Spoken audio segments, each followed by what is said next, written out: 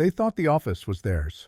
Their laughter, their polished shoes on marble floors, their smug little nods at the receptionist as if she worked for them now. But the will wasn't theirs to own. It was my father's last word, and last words bite deeper than any living tongue. I remember that Tuesday like a scar. The rain outside was steady, a cold drizzle hammering against the glass walls of Peterson and Anth, Lee, attorneys at law. The city smelled of wet asphalt and exhaust fumes, the kind of smell that clings to your coat. Inside, though, it was warm. Too warm. Sweat prickled at the back of my neck as I sat stiff in a leather chair, staring at the long mahogany table. To my left sat my brother, Mark. He kept adjusting his tie like a schoolboy rehearsing for a debate. To my right, my sister Julia scrolled through her phone, her diamond bracelet flashing each time she flicked her wrist. Neither spoke to me. They hadn't for years. But both were already calculating numbers in their heads, how many millions, how many houses, how many cars. The lawyer, Mr. Lee, shuffled papers with a slow, deliberate motion, milking the silence. His glasses glinted under the overhead lights. He cleared his throat. "Thank you all for coming. Today we will read the last will and testament of Mr. Henry Warren." The air shifted. Even Mark sat up straighter. My father's name still carried weight. Builder of 3 factories. Owner of 5 properties. The man who could walk into any bank in Ohio and be greeted like a king. But to me, he was the man who never once said, "I'm proud of you." The lawyer began. I, Henry Warren, being of sound mind and body. His voice droned, but I heard Julia's sharp inhale when the first words about estate division were spoken. Her nails tapped the table. Mark smirked when business shares rolled off the lawyer's tongue. They thought the feast was about to be served. And then the door opened. Every head turned. She walked in like a shadow with purpose, tall, black coat, wet hair slicked back from the rain. Her heels clicked against marble, echoing in a silence. The receptionist trailed behind, stammering. She insisted, "Mr. Lee," said she has the right to be here. The lawyer frowned. "And who exactly are you?" The woman didn't blink. Her eyes locked on us like a sniper's scope. She reached into her coat and placed a thick envelope on the table. "My name is Rachel Hayes," she said, voice steady low. "I'm Henry Warren's daughter." The room froze. For a heartbeat, I swear I heard only the rain outside and the buzzing fluorescent lamp overhead. Julia laughed first, a brittle, ugly sound. "Excuse me? That's impossible. We are his only children." Rachel didn't move. "DNA test," she said, sliding a folded sheet across the table. "Conducted 6 months ago. Witnessed. Verified. Ask Mr. Warren himself. He ordered it." Mark leaned forward, grabbing the paper with shaking hands. His lips moved silently as he read. His face turned pale. "That's ridiculous," Julia snapped. "Dad would have told us." Rachel finally smiled. "Not warm. Sharp." He tried. "But you were too busy asking about the house in Aspen." The lawyer adjusted his glasses, sweat beading at his temple. This changes certain matters. Mr. Warren submitted an addendum to his will last October. I have it here. Addendum. The word cracked across the table like a whip. Mark slammed his hand down. "This is fraud. Some gold digger shows up after the funeral and suddenly she's our sister? No, I won't accept this." Rachel leaned closer, her voice cutting like broken glass. "Whether you accept me or not doesn't matter. The courts will. The bank will. And most importantly, Father already did." Silence. Thick. Suffocating. The lawyer flipped through the papers, his voice faltering now. "As of October 14th, 2024, I, Henry Warren, hereby acknowledge the existence of my daughter Rachel Hayes. She is entitled to equal share of all assets, including" Julia's phone slipped from her hand and clattered onto the table. "Equal share." 3 words, but they detonated the room. I sat frozen, every memory of my father colliding in my head. The cold dinners, the expensive gifts, the silence when I begged for approval. And now this, a daughter hidden in the shadows, brought into the light by a single document. Rachel leaned back in her chair, eyes calm, as if she'd been waiting years for this moment. "I didn't come here to beg," she said. "I came here for what's mine." Mark whispered, voice cracked. "This changes everything." He didn't know how right he was. Because what none of us realized, what only Rachel knew, was that this wasn't just about money. It was about secrets buried deep and a war about to erupt. And as the lawyer read the next line, I felt the ground shift beneath us all. The lawyer stopped, his face pale, eyes darting across the room. "Furthermore, I appoint Rachel Hayes as the sole executor of my estate." Julia gasped. Mark swore under his breath. And Rachel just smiled, like she'd been waiting her whole life for this exact second. The moment the words left the lawyer's mouth, the oxygen in that conference room seemed to vanish. Sole executor of my estate. I'd never seen Julia lose color so fast. Her face turned a ghostly shade, like she'd been slapped in public. Mark's jaw clenched tight, his knuckles white against the polished table. And me, I just sat there, trying to understand what exactly my father had set in motion. Rachel didn't flinch. She sat upright, calm, like a soldier already prepared for battle. That smile of hers wasn't arrogance. No, it was certainty. She knew this day would come. Mr. Lee cleared his throat, fumbling with the papers. His voice was thinner now. "As executor, Miss Hayes has full authority over the distribution and management of Mr. Warren's estate until such time as probate is completed. That includes all properties, financial accounts, and business interests." Julia snapped, her voice sharp as shattered glass. "This is absurd. She could sell everything tomorrow, and we'd be powerless? Where his blood? His real family?" Rachel turned her head slowly, her eyes locking onto Julia. "Your father's blood runs in me too. And clearly, he trusted me more than either of you." The silence afterward was brutal. Even the hum of the fluorescent lights felt louder than usual. Mark leaned forward, his lawyer's mind spinning. "We can contest this. Fraud. Duress. Maybe he wasn't of sound mind in October. We'll bury this in court before she sees a dime." Rachel tilted her head, almost amused. "Careful, Mark. Contesting the will opens discovery, which means every document, every receipt, every email, every phone call involving your precious business empire gets dragged into court records. Are you ready for that?" The vein in his forehead bulged. I knew that look. He was calculating risks, the same way he'd once counted cards at poker before Dad bailed him out of a $40,000 debt. He hated that she knew exactly where to hit. Julia slammed her fist onto the table, rattling the water glasses. "Who the hell even are you? Where did you come from?" "Why, no." Rachel reached for the envelope again, sliding out another folded sheet. A photograph. She pushed it forward. My breath caught. It was him. My father, younger by 20 years, standing on a beach, his arm around a woman I'd never seen before.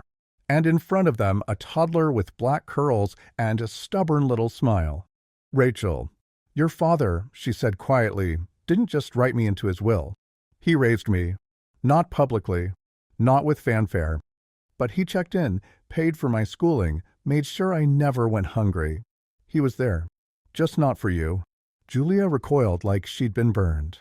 "Lies," she shouted, but the crack in her voice betrayed her. I studied Rachel's face more carefully now, the jawline, the faint crease above her left eyebrow. Damn it. I saw him there. Our father. The lawyer interrupted, his voice trembling. "If I may, Mr. Warren left instructions that any disputes about Rachel's identity are to be resolved by sealed testimony and medical records he submitted before his death. I have those here." He tapped a folder. "There is no question. She is his daughter." The room spun. Julia whispered, "No. No. This can't be real." Rachel leaned forward, her voice colder than the rain outside. "It's real. And if you try to erase me, I'll erase you first. Don't test me." For the first time in years, Julia didn't have a comeback. Mark pushed his chair back and stood. "I'm not sitting here listening to this circus." He stormed toward the door, but paused, glaring at Rachel. "You might have a piece of paper, but you don't know who you're dealing with. I'll find a way to tear this apart." He slammed the door behind him, shaking the glass wall of the office. Rachel didn't even blink. She just exhaled slowly, like she'd expected it. Julia finally gathered her voice, quieter now but dripping with venom. "You'll regret this. You think money makes you family? You're nothing but a mistake he tried to hide." Rachel turned her gaze on her, and for a split second, even I felt the chill. "Then why," she said softly, "did he put me in charge of everything he built?" Julia's lip trembled. She grabbed her purse and stormed out too, heels stabbing the tile. And then it was just me, Rachel, and Mr. Lee. The lawyer stacked the papers, avoiding eye contact. Mr. Warren anticipated resistance. He instructed me to release one final document only after this meeting. He slid a sealed envelope across the table. My name written on it. My hand shook as I opened it. Inside was a single handwritten note. "Son, by now you've met Rachel. Trust her. The others won't. But she carries more of me than you realize. Stand with her, or you'll stand against me even in death." The room went silent again. My chest tightened. My father, cold, secretive, impossible to please, was reaching out from the grave, giving me a choice. I folded the letter slowly. Rachel's eyes were on me now, searching, weighing. "What did he say?" she asked. I hesitated, staring at her, at the resemblance I couldn't deny, at the storm already brewing outside that door. And then I made a choice that would change everything. I looked Rachel in the eye and whispered, "If you want to survive what's coming, you're going to need me." Her lips curved into the faintest smile. "Good," she said, "because they'll try to destroy us both." And just like that, the war began. The war didn't wait. It came knocking before dawn. I woke to the sound of my phone vibrating on the nightstand, its glow cutting through the dark room. Unknown number. I almost let it ring out, but instinct won. "Mr. Warren?" A man's voice, clipped, professional, too calm for the hour. "This is Detective Harris with the Financial Crimes Unit. We've received a report alleging irregularities in your late father's business accounts, specifically tied to you and an offshore arrangement. Care to comment?" My stomach turned cold. Offshore? That was Mark's language, not mine.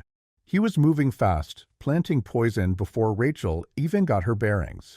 I said nothing, let the silence stretch. Harris finally added, "We'll need you to come in for a statement later this week. Consider this a courtesy call." He hung up before I could reply. Mark had made his first strike. By breakfast, Julia was on the news. Literally. A local station ran a segment with her standing outside our father's old factory, crocodile tears glistening under studio lights. "My brother and this stranger are trying to dismantle my father's legacy," she said, voice trembling with rehearsed grief. "We will fight to protect what truly belongs to our family." I nearly dropped my coffee mug. She was already spinning Rachel as an interloper, me as her co-conspirator. The comments online were brutal. Gold digger, imposter, greedy children tearing apart a good man's memory. Julia knew how to weaponize shame. I called Rachel. She answered on the first ring. Her tone was sharp, awake, like she hadn't slept at all. "They're moving," she said before I could. "Mark's got cops sniffing, Julia's got the cameras crying. They're not wasting time." "Good," she said flatly. "I hate waiting." When I got to her apartment, she had papers spread across the table, bank records, transcripts, even copies of my father's old letters. She'd been digging deep, deeper than I'd imagined. "Where the hell did you get all this?" I asked. Rachel didn't look up. "Your father gave me access. He knew this fight was coming. He left more than a will, brother. He left a map." She slid one folder toward me. Inside, a notarized statement from our father, dated last year. If this document is being read, it means Rachel has claimed her rightful position. She has my full authorization to uncover and use any evidence of misconduct within the family business. Evidence. Misconduct. The words hit hard.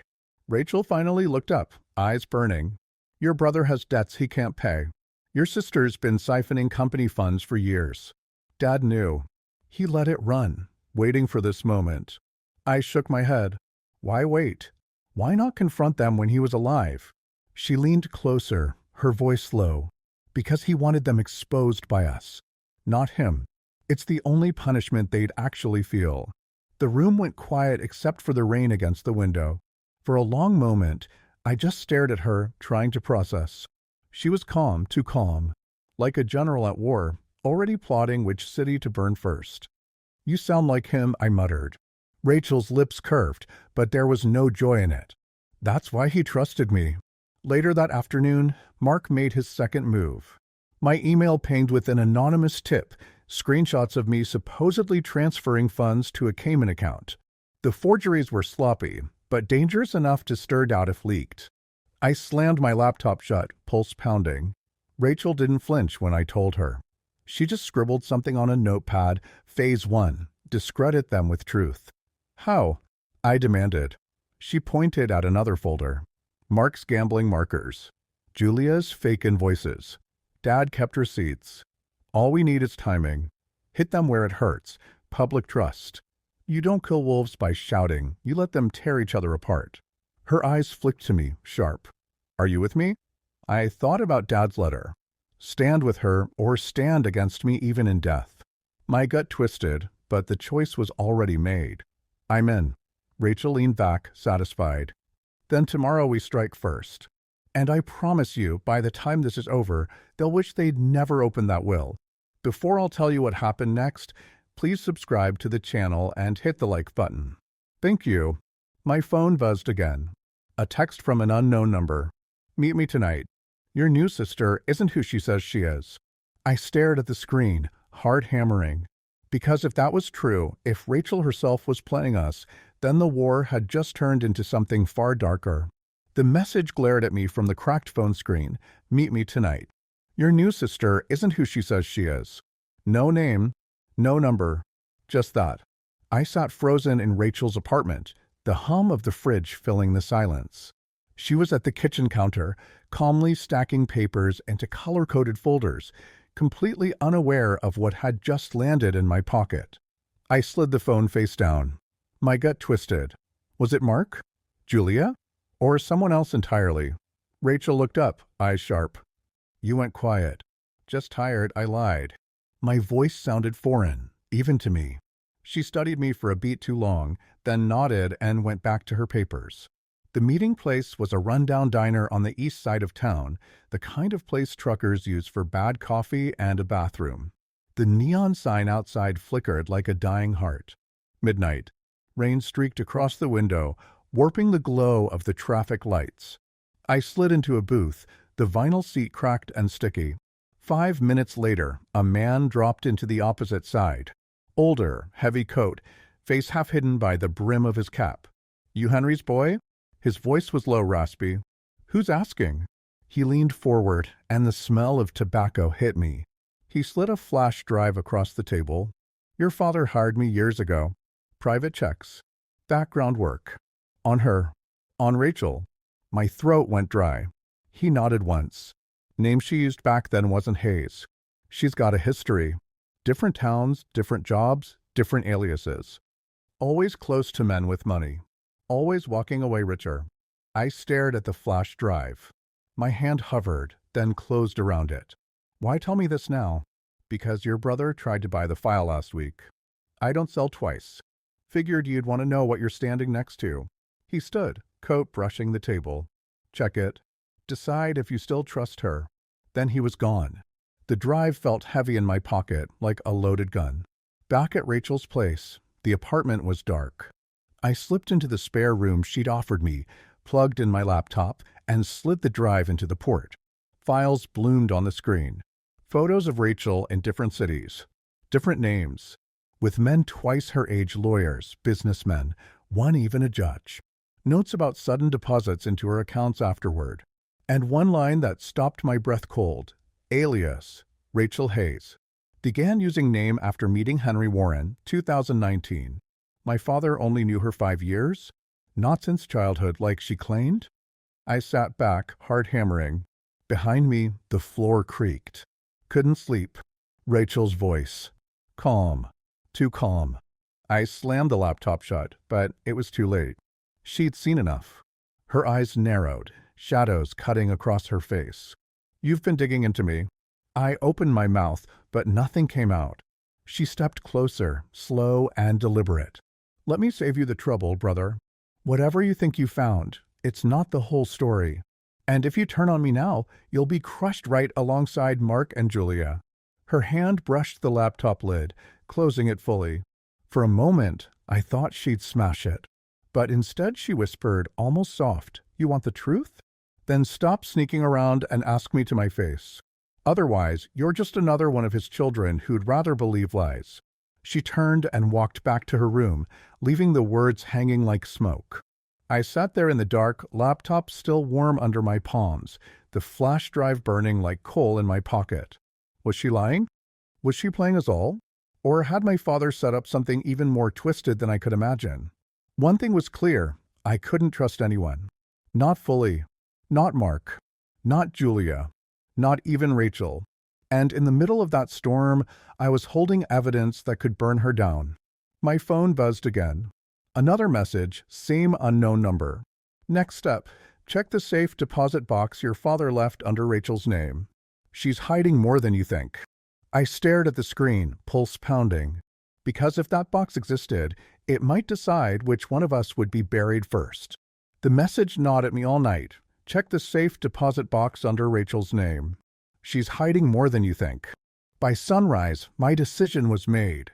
I slipped out of the apartment before Rachel woke, the hallways of her building echoing with every step like they were daring me to turn back. The bank was downtown, a cold tower of steel and tinted glass. Inside, the air smelled of polish and old money. The kind of place where secrets didn't just sit, they rotted. At the counter, I gave Rachel's name and the box number from the message. My voice shook a little, but I forced it steady. The teller barely blinked. She checked the screen, asked for ID, then pushed forward a clipboard. I hesitated. My license wasn't Rachel's. But then she added, "I see. You're listed as an authorized cosigner. Executor privileges." My father. He'd given me the key to her secrets without me even knowing. The vault door groaned open, the sound deep and heavy, like a coffin lid. A guard escorted me inside, the chill wrapping around me. Box 314 slid forward, metal cold against my fingers. Inside were two things. One, a stack of legal envelopes, sealed, stamped. Two, a single photograph. I lifted the photo first. My father, older now, sitting beside Rachel at a diner table. He looked comfortable. A kind of ease I'd never seen in him when he was with us. His hand rested on hers. Her smile wasn't the sharp, cutting one she showed us, it was softer. Almost daughterly. My throat tightened. If it was fake, it was damn good. Then the envelopes. Each one labeled in my father's neat handwriting. Mark, debt records. Julia, misappropriation. Executor use only. Evidence. Stacks of it. Enough to get them both in court. But under the last envelope, taped to the bottom of the box, was something worse, a small USB drive. Black, unmarked. I slipped it into my pocket before the guard could notice. Back in Rachel's apartment, she was waiting. Coffee in hand, eyes locked on me the second I walked in. "Where were you?" she asked. Not accusing. Testing. "Walk," I said. The life felt heavy in my mouth. Her gaze lingered. Then she nodded slowly. "Good. Clear your head. You'll need it." I excused myself to the spare room, shut the door, and plugged in the drive. The files loaded fast. Videos. Dozens of them. The first one made my blood run cold. It was my father, sitting in the very same law office where the will had been read. The date stamp, 6 months before his death. His voice was rough but steady. "If you're watching this, then Rachel has taken her place as executor. You will be tempted to doubt her. Don't. She is my daughter. More mine than the others ever were. And if my sons or daughters try to destroy her, know this. I left enough evidence to destroy them instead. Stand with her. Or be buried with them." The screen went black. My hand shook as I clicked the next video. This one was different. A hidden camera feed. Mark, red-faced, at a casino table, shoving chips into the pot. Julia on the phone, whispering to someone about moving the books around until Dad dies. Each file timestamped, cataloged, irrefutable. The drive wasn't proof of Rachel's lies. It was proof of everyone else's. including me because one final folder had my name. I opened it. My chest tightened. Inside were recordings of me. Conversations I didn't know were taped. Times I'd badmouthed him to friends, cursed his name, called him a tyrant. Even one voicemail where I'd raged after a fight. I wish you'd just die already. My knees buckled. He'd saved everything. My sins. My failures. My weakest moments. The last file was a note in his handwriting, scanned. Son, your loyalty will be tested. If you fail, you'll prove me right. If you succeed, you'll finally prove me wrong. I slammed the laptop shut, sweat running cold down my back. That evening, Rachel knocked on my door. They'll make their next move soon, she said. We have to be ready. I looked at her face, searching for cracks for deception. But all I saw was fire. And in my pocket, the drive that could save her or end her. My phone buzzed again. Same unknown number. This time the message read, "Don't trust Rachel. She knew your father wouldn't forgive you. That's why she kept those recordings. She'll use them against you when the time comes." I sat in the dark, torn between two truths that couldn't coexist. Either Rachel was my only ally or my executioner. I didn't sleep that night. Every time I closed my eyes, I saw my father's handwriting, those 4 brutal words, "You'll finally prove me wrong." By dawn, I'd made a decision. If Rachel had those recordings, if she was waiting for the right moment to hang me with my own words, I needed to know. And the only way to know was to bait her. I made coffee slow, deliberate, letting the smell fill the apartment. She appeared like she always did, hair pulled back, coat already on, calm as if betrayal wasn't even in her vocabulary. "You're up early," she said. "Couldn't sleep." I set 2 mugs on the table, slid one toward her. "Been thinking about Dad, about what he left behind." Her eyes flickered, barely. "And?" I forced my voice casual. "I found some things in his files last night. Things he kept on me. Old recordings. Arguments. Stuff I barely remember saying." I waited. That was the bait. Rachel didn't move. Didn't blink. She just sipped her coffee, the steam clouding her face. Then she said, "He recorded all of us." That's who he was. Always keeping score. Her tone was too even, too controlled.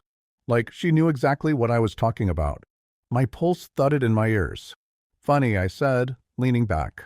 "Because whoever has those recordings now, that's real power, isn't it? Evidence. Blackmail.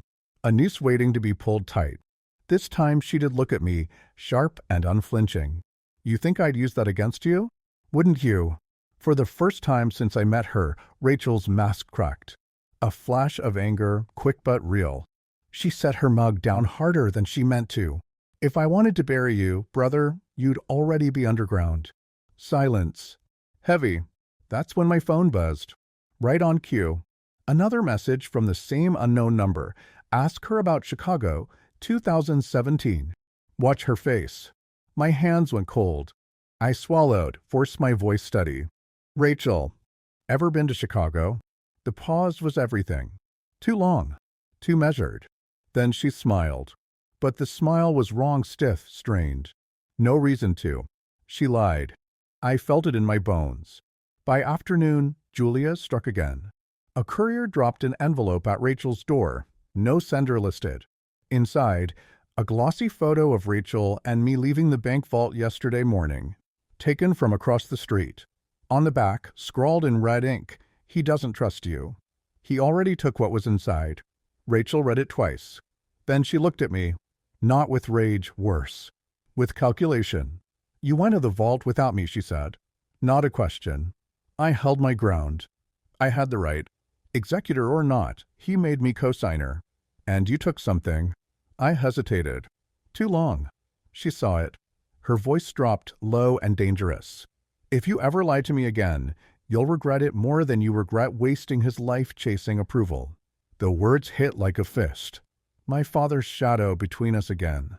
That night, I checked the flash drive again, staring at my own recorded failures. My father had made me my own enemy, even from the grave. Rachel was right, he always kept score. But the Chicago question, her hesitation, her fury at the vault, that was real. She was hiding something. Something that could gut me as easily as it could save me. and I wasn't about to wait until she decided which way to use it. At 2:13 a.m., another message lit my phone. This time, it wasn't just text. It was a video.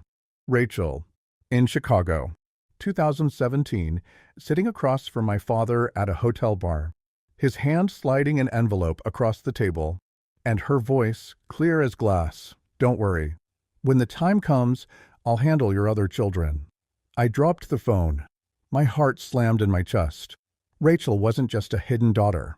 She'd been planning this for years. I couldn't breathe. The video still glowed on my phone screen, Rachel, years ago, sliding that envelope across the table with my father watching like a man sealing a pact. "I'll handle your other children." The words looped in my head, louder every time. I didn't sleep. I sat in the dark, staring at her closed door, listening for movement. She was quiet. Too quiet. When dawn came, the first thing I felt wasn't exhaustion, it was resolve. If she thought she could handle me like one of the others, she was about to learn I wasn't so easy to bury. I went to the only person left who still answered my calls, Evan, my father's old accountant. He owed me favors. He always did. The man had survived 3 audits thanks to my silence years ago. We met in a greasy breakfast joint, the kind where the smell of bacon clings to your clothes all day. Evan looked worse than I remembered, sagging skin, coffee-stained fingers. But his memory was sharp.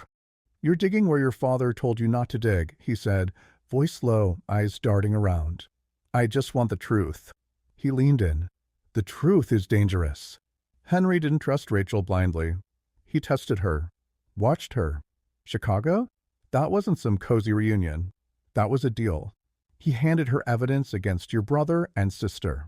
He wanted to see if she'd use it or keep it hidden until the time was right. My stomach tightened. And she used it. Quietly.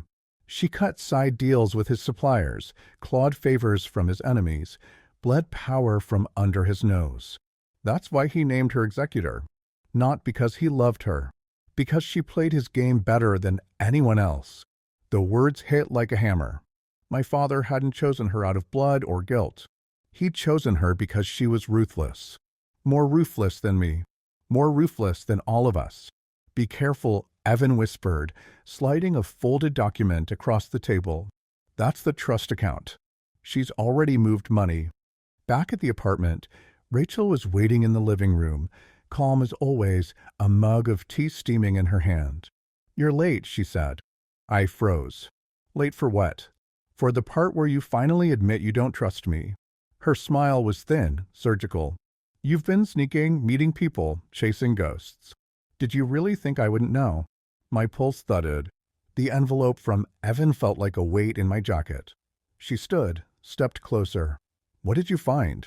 I opened my mouth, but she cut me off. "Don't bother. Whatever you think you have, I already know it exists.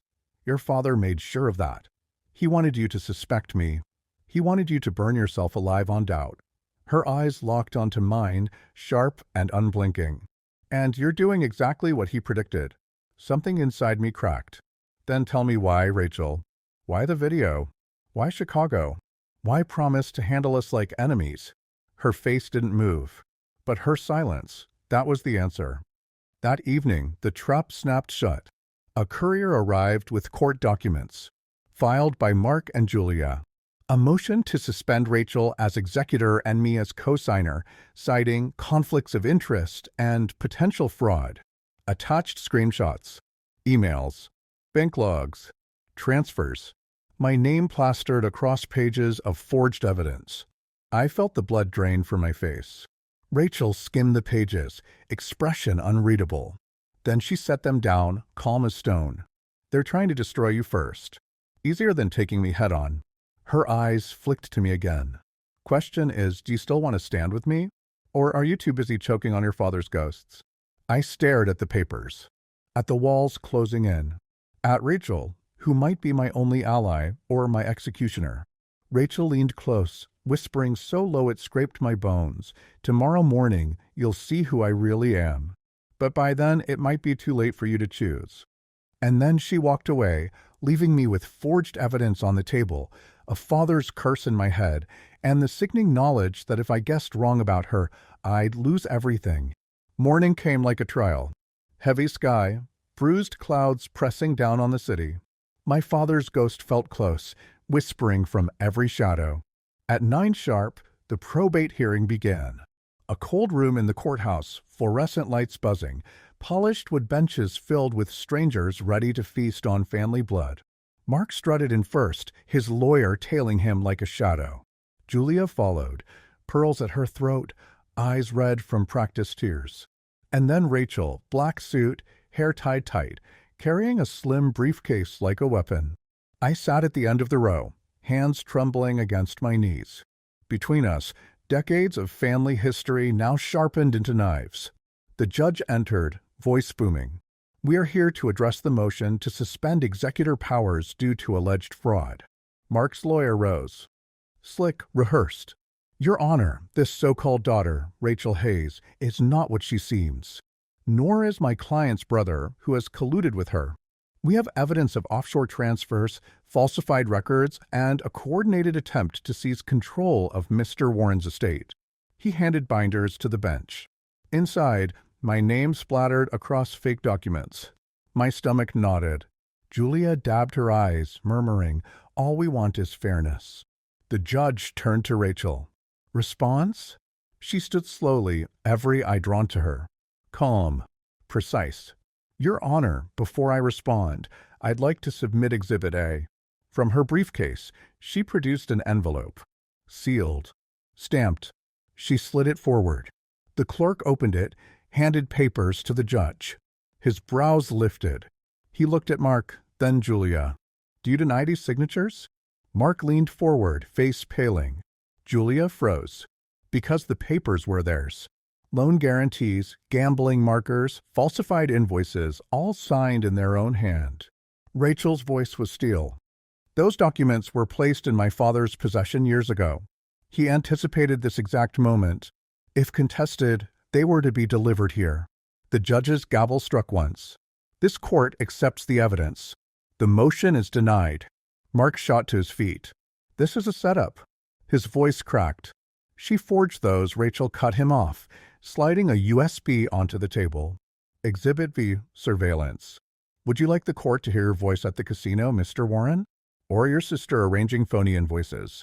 Silence fell like a guillotine. Mark collapsed back into his chair, sweat dripping down his temple. Julia's pearls rattled against her chest. The judge turned to me. And you, son? These allegations of offshore accounts, do you contest? My throat went dry. I opened my mouth, then froze as Rachel placed a final folder before the bench.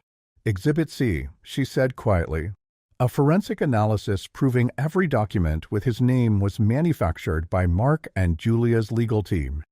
Provided by my father's accountant, stored in his safe deposit box. My chest heaved. The folder opened, and there it was, Evans' analysis, stamped and notarized. My name cleared in black and white. For the first time, Rachel glanced at me, not with victory, with something colder, a reminder. She had saved me, but she could have buried me just as easily. The judge hammered his gavel. Executor remains in place. Case dismissed.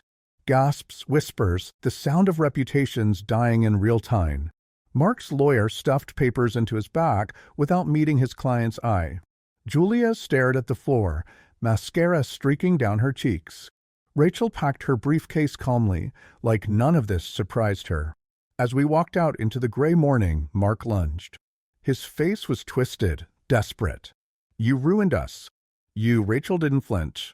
She leaned close, whispering something only he and I could hear. Father didn't choose me because I was blood. He chose me because I'm the one who finishes what he starts. Mark recoiled like she'd struck him. Julia pulled at his arm, both of them retreating, shadows of the heirs they once imagined themselves to be. Rachel turned to me then. Her eyes were cold fire. Now you know. He trained me to dismantle them. And he left me the tools to dismantle you too, if you ever became one of them. I swallowed hard. So, what am I to you? For the first time, her expression softened. That depends on whether you finally prove him wrong. She stepped into the rain, her silhouette swallowed by gray. I stood frozen on the courthouse steps, the letter from my father burning in my pocket. stand with her, or stand against me even in death. I understood now. The fight was never just about inheritance. It was about survival, about who could wield his cruelty better, his blood children, or the daughter he built in secret. And I knew one thing with terrifying clarity: Rachel had already won. When wolves come for the legacy, it's not the strongest who survive, it's the one willing to burn the pack alive.